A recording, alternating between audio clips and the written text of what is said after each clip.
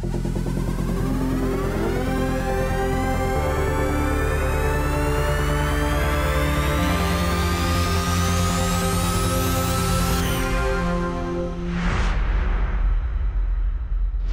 welcome to a Trekzone conversation, and it is the 5th episode of March, focusing on fan films done right. And you can't go a month with fan films done right without talking to this awesome man. It's Gary O'Brien from the UK. Gary, welcome back to Trekzone. Thanks, Matt. Glad to be here. Now, you dropped a trailer a couple of weeks ago, and it's taken us a little bit of time to get together and sit down and have a look at this. But how's that production process going for you with the Holy Core? It's going really well. Yeah, I'm still hopeful that we'll get it out by the end of April. It's not a promise still, but that my estimate from last time we spoke seems to still be on track, which I'm pleased to say. So, yeah, it's going well. There's just little bits and bobs to tidy up and stuff, but it's essentially there. So, release is imminent. Fantastic. Well, let's check out this trailer right now. My world was lost a long time ago when the Paysan leaders appeased our enemies, the Genites.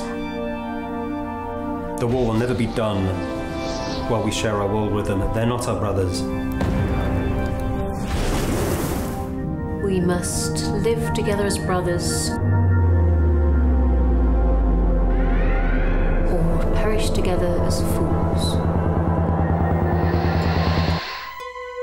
Are there those on your world that feel their faith is supplanted? Supplanted? 25 years ago, Genites and Paysans working together in this way would have been unheard of. You were the one that was suggesting that faith was a thing of the past.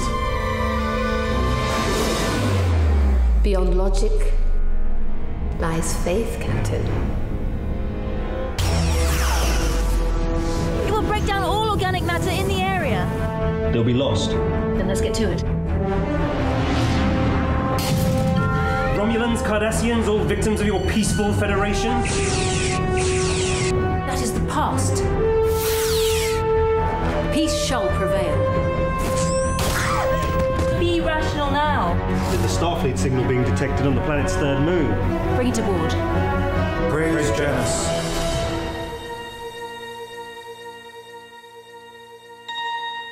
Gary, the action, the suspense, the excitement is there.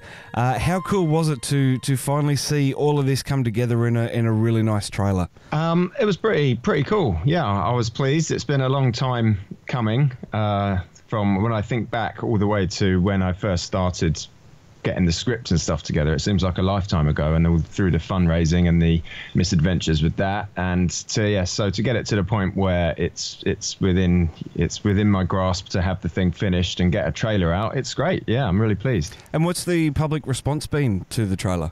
It seems to be pretty good so far. Yeah, people seem to like it, which is good.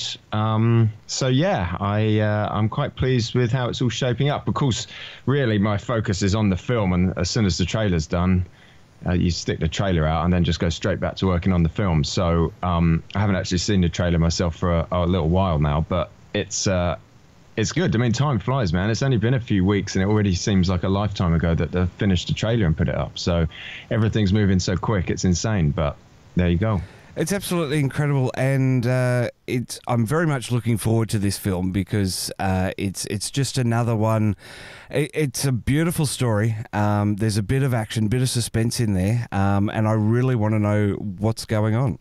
But you're not gonna give any spoilers away, are you? I can't really. I can't talk about it without just talking about it full on in detail. And so I've just the whole time I've just been super sketchy about it all. But even the trailer itself is kind of, it doesn't really explain the narrative, which is deliberate.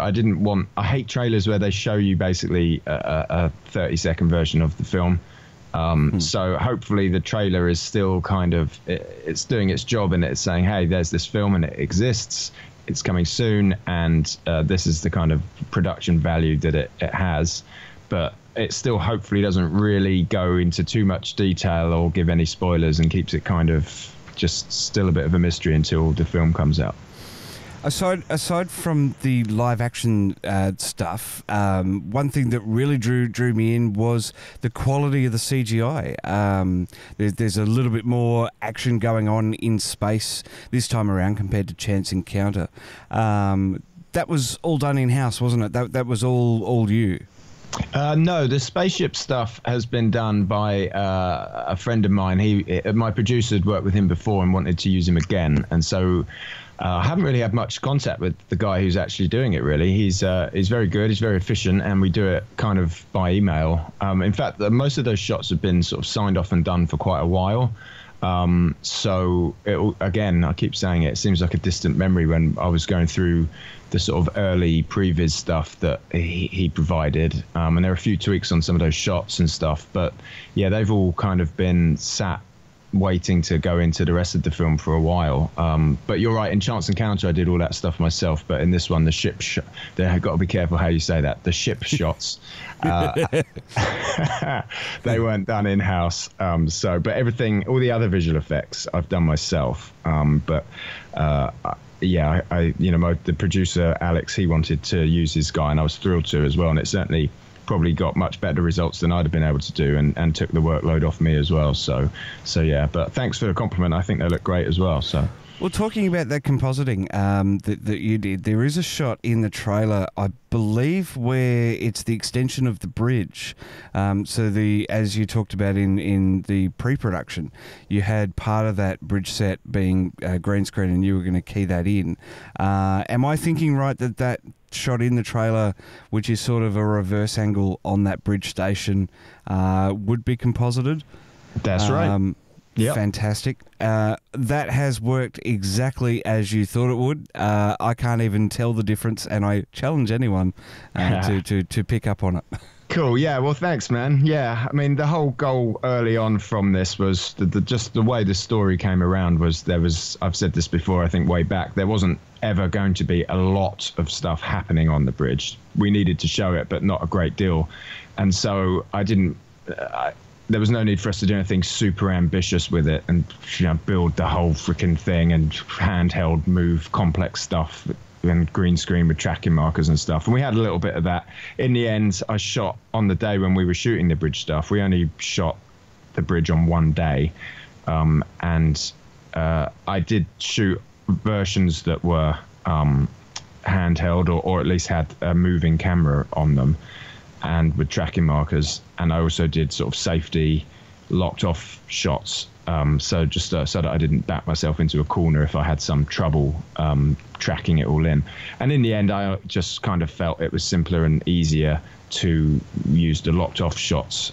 We still put a little bit of a pan in the move because we can do that because we're not using the full frame, we're just using an element that we've filmed, so we can still have pseudo camera movement in some of those shots, but that just seemed like the neatest way to do it. And I think because we're not making a huge selling point of the bridge set, we don't have some big amazing shot at the start of the bridge where you come in and we show the whole thing and in all its grandeur with a full crew. It's just like, oh, here's a quick shot that's on the bridge, and we hope that, really my hope is that it will just kind of roll past people and they won't think, oh wait, did they have a bridge set? I just want people to be so sort of involved by that point that they don't stop and question whether we had a set or not. I just want it to just roll on by. So I'm glad that you thought it looked well composited, because if it is, that will hopefully help it to do just that. So fantastic, Gary. Well, short of dissecting the plot, which I think we should do when you release, you should come back and we should talk in all the spoilerific detail on this one. Yeah, I'll be bang up for that. Fantastic. Well, I think we should leave it there. We have teased the hell out of this. I'm very much looking forward to it. I'm pretty sure we said this the last time that you were here. You can't rush art, but it is absolutely awesome that original sort of deadline that you put on yourself is working, and we're going to see this by May. Yep, I hope so. Should do. Fantastic, Gary. Well, looking forward to it all. Good luck with the final phases of post-production. I'm very thrilled for you that we're at this stage now. Nice one, man. Me too. I'll catch you again soon, bud. Well, that's Fan Films Done Right, a Trekzone original series. My thanks to Sam Cockings, Josh Irwin, Nick Cook, Gary Davis, and of course Gary O'Brien for their time. It's a thrill knowing that there are so many creative people out there making fan films, and I'm proud to support their efforts. I've made a handy playlist, in fact, of every FFDR episode, so be sure to catch them all right now here on YouTube. Exciting times ahead for Trekzone as I work to bring these episodes back to your podcaster of choice. And starting on Tuesday, Dr. Brad Tucker will be swinging by to bring us the latest science and space news in a new weekly show called Talkin' Science. Plus, Lee Sargent is back next week. We're talking the animated adventures in our Talkin' Trek series. You can catch that one right now if you're a Trekzone member on Patreon, or next week right here on YouTube.